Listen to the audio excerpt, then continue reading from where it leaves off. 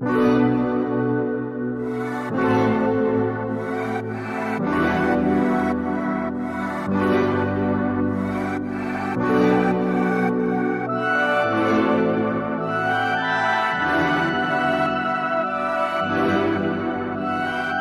I'm back. And I did get my last check from Carolina Cargo. Took about 14 days. And now I'm going to tell you guys the reason why I left Carolina Cargo. I ended up leaving Carolina Cargo because first things first is it's a team company. I don't get along with people too well, so that was the first thing, but I wanted to try it to get experience. And first thing I had my trainer was horrible. He didn't teach me anything. After I got done training, I still didn't even know how to back up. Yeah.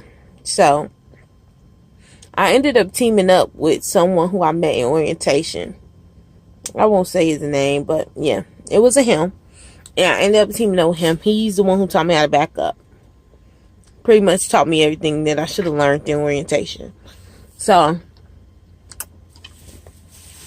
we both started our orientation in October. We both finished at the same time, which was a month. So by November, we were together, which isn't long, if you know anything about trucking. So me and him teamed up. Our first trip was to Tacoma, Washington.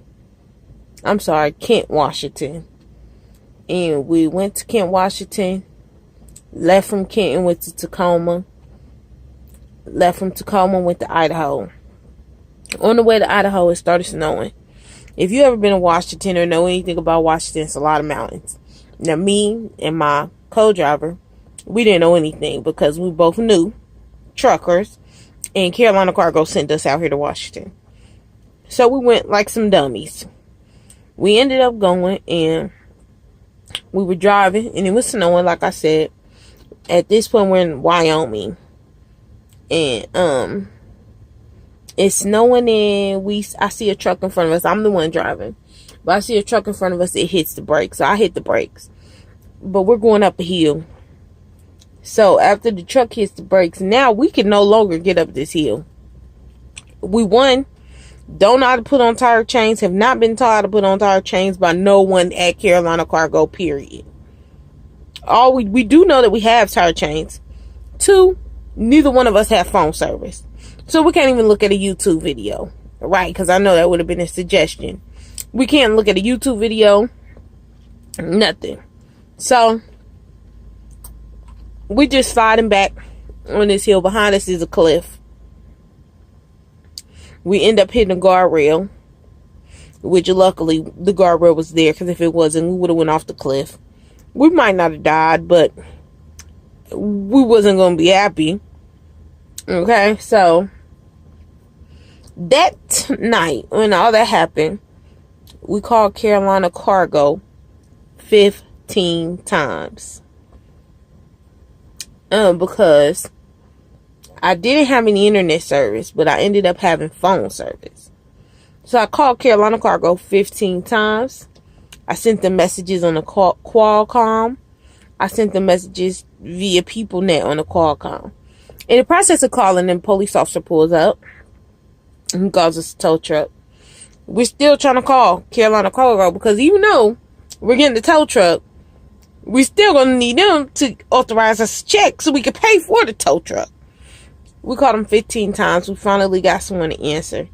And Randolph answered. He sounds like he was sleeping, but he does authorize us to check finally on the 15th call. That was number 1. Okay. So, number 2. Now we're in Wisconsin. We are on the way to Manawa, Wisconsin, if you ever heard of it. And on the way, the truck starts shaking. So I call, break down. Take several times to get in touch with them. We had to probably call them about 5 times that time. Call breakdown, and someone finally answers until we say, our truck is shaking. What should we do? At this point, we're pulled over on the side of the highway. Truck is shaking. What should we do? And they say, you guys need to keep going. So we keep going because we have a load and we're trying to get it to its destination. So we keep going. Eventually, the truck ends up cutting off completely on a 2-lane highway, 2-lane road. Once again, we have no phone service. Not even phone service. No internet or phone service to even call. So we're sending messages on the people net.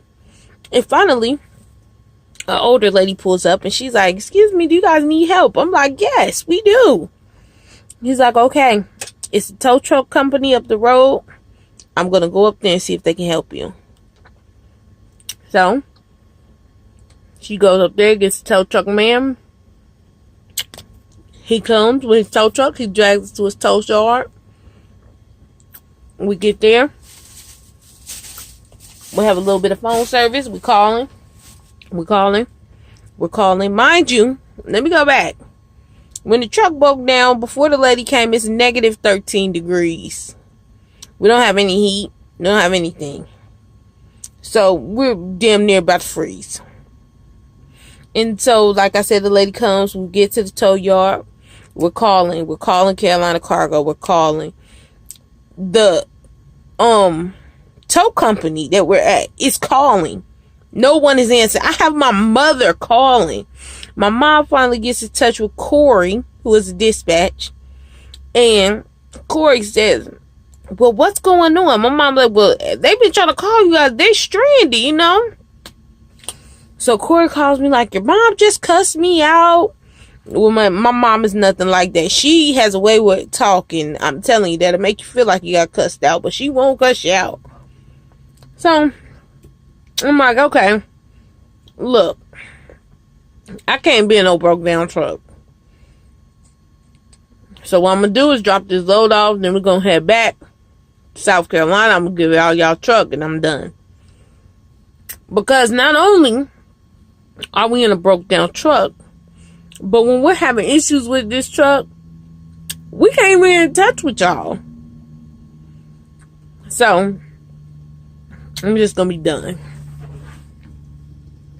After that, we drop off the load. I told them I wasn't doing any more loads. They still send us another load. I'm like, okay. They're trying to be funny because I just told them I'm not doing another load. So why are they sending me another load? So at this point, we're 5 minutes from the yard and they didn't send us another load. I'm like, look, I already told y'all that I wasn't doing another load. So Curtis, who was over dispatch, he sends a message and says, you must have things confused because we paid you. And I said, well, you know what? We pull into the yard now. So if you have anything you want to say to me, feel free to come outside. Of course, he never did. And that was my last day with Carolina Cargo. If you can tolerate being a new driver, not getting help when you need it, calling, no one answering the phones when you need help, a small truck, mind you, the truck is extremely small. I won't say the company I'm with now, but the truck I'm in now is so huge compared to Carolina Cargo trucks. And there are 2 people at all times in these trucks. You could be with someone who you don't know. And keep in mind, Carolina Cargo hires felons, which I don't have anything against felons because I'm a felon myself. But they also hire sex offenders. So you could be with a sex offender. You could be with a child molester. You could be with pretty much anyone. Now, if you don't mind that and being in a tight, closed space with a stinking ass person for months at a time, Then I will go to Carolina Cargo. There are other companies that you can go to for people who have criminal records, bad driving records. There are other companies. Bottomly, which is based out of North Carolina, is a company that will accept people with criminal records. CFI accepts people with criminal records. Don't settle. When the people, let's say that my coordinator at my school found out that I went to Carolina Cargo, she said, "Why did you go there? That's the bottom of the barrel." And I told her that I felt like most of you guys do. I felt like I had no choice. I wanted to get out here into this industry and I wanted to learn. The equipment is horrible. Expect for your truck to break down. If you're willing to give them a try, okay, that's fine. That's you. Another thing. Me and my co-driver would do over 5,000 miles a week. Yet we always seem to only get paid for 4,300. So, if that's what you want, if you're okay with people stealing your money, if you're okay with doing all this work and not getting paid for it, go to Carolina Cargo. Yes, I do think that everyone should get their own experiences. But at the same time, I don't think it's worth it. There's one good person there at Carolina Cargo. His name, I'm going to say his name even though he might not want me to, but his name is Mr. John Simpson. So if you do happen to go to Carolina Cargo, I would try to link up with Mr. John Simpson. He does do some training, and he will also give you his personal number so that you can call him and ask him any questions. He's not a dispatch. This is someone who's been working at Carolina Cargo for 10 years.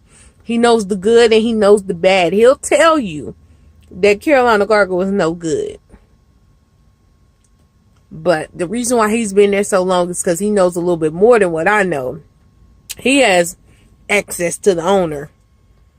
And that's all I'm going to say. So, all I got to say is if you go to Carolina Cargo at your own risk. Alright, peace, YouTube family. I'm getting ready to go to sleep because I got to get up early in the morning and get this load to Jackson, Tennessee. I'm no longer over the road driver. I do regional, southeast. I love it. Carolina Cargo is not the only option. Do your own research. You could probably find more companies than I did. But I'm at a great company right now. And if you want to know more information about the company that I'm at, you can contact me at nailburst@gmail.com. Okay? Again, the email is nailburst@gmail.com, and I'll put it down here in the video. Alright? Everybody, you guys have a great night. Keep trucking. I ain't gonna lie, man. I been getting to the money.